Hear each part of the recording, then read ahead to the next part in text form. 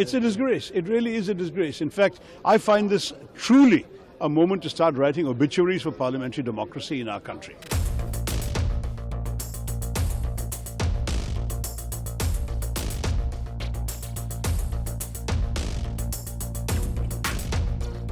It's a disgrace. It really is a disgrace. In fact, just last year, one of the Supreme Court justices observed that in the absence of legislative debate, of opposition criticisms and ministerial answers, it was difficult for judges to interpret laws by understanding their legislative intent. So when even that is not possible for the judges, you can understand what a disservice to the country this government has done by bulldozing these laws through without even any pretense of consultation or discussion with the opposition. I find this truly a moment to start writing obituaries for parliamentary democracy in our country. देखिए सारे bill pay हमारे standing committee भी चर्चा हुई थी और हमारी तरफ से सारे डिसेंट नोट हम वहाँ रखे थे। ये हमारे जो मोटे मोटे दो चार बात इन्होंने स्टैंडिंग कमेटी की जो रिकमेंडेशन थी उन्होंने पालन किया, लेकिन बाकी सारे हमारा जो मूल मुद्दा थे उससे हटकर अपने मन माफिक इतना बड़ा एक बिल पारित कर दिया। ये देश के लिए, लोकतंत्र के लिए बड़ा खतरनाक है। इसका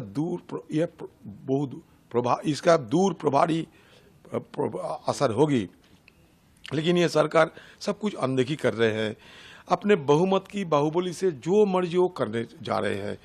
कोई अगर मतलब किसी का कहाँ कौन कैसे फंसेगा और किसको कहाँ जेल होगी, एक उम्र कैद होगी या फांसी होगी, इसका कोई कानूनन कोई मतलब इसका व्याख्या नहीं है।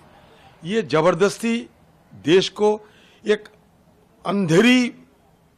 अंधेरा युग में डालने की कोशिश कर रहे हैं। इसके खिलाफ हम आवाज उठाएंगे। सदन की बाहर चाहे कोर्ट, हर जगह हम लोग जाने के लिए तैयार है। हम इस मानने के लिए बिल्कुल तैयार नहीं है। सबसे बड़ी बात है कि देखिए आज तक आईपीसी, एविडेंस कोड और सीआरपीसी ये हम मान के आ रहे हैं। अचानक उसमें संस्कृतवाद डाल दिए। अरे सारे इतने सारे हमारे ये कानून जो आज तक पारित हुए थी, इतने सारे कोर्ट की फैसला हुई थी, तो सारे क्या हुआ, ये इसको सारे क्या बदलाव जाएगी?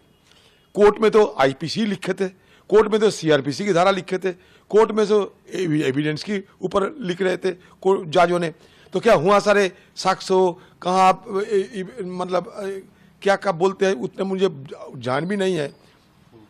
संहिता वगैरह वगैरह वो कब लिखेगा? इतने सालों से, सदियों से ये चलते आ रहे हैं।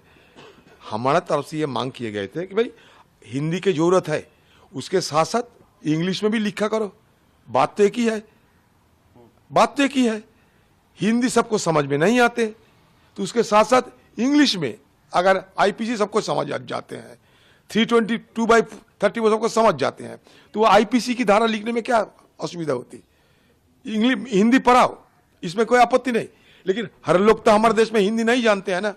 मान लीजिए साउथ के लोग हिंदी नहीं जानते, हमारे बंगाल के लोग सब हिंदी नहीं जानते। हम कैसे ये कानून को कैसे हम समझेंगे?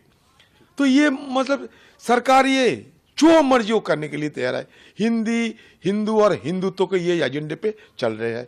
देश के लिए बड़ा गलत संदेश जा रहा है, ये मैं जरूर कहूँगा।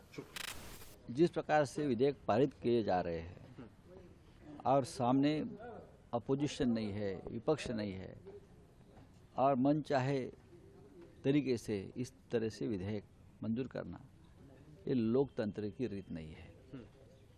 लेकिन इस देश में लोकतंत्र नहीं बचा है।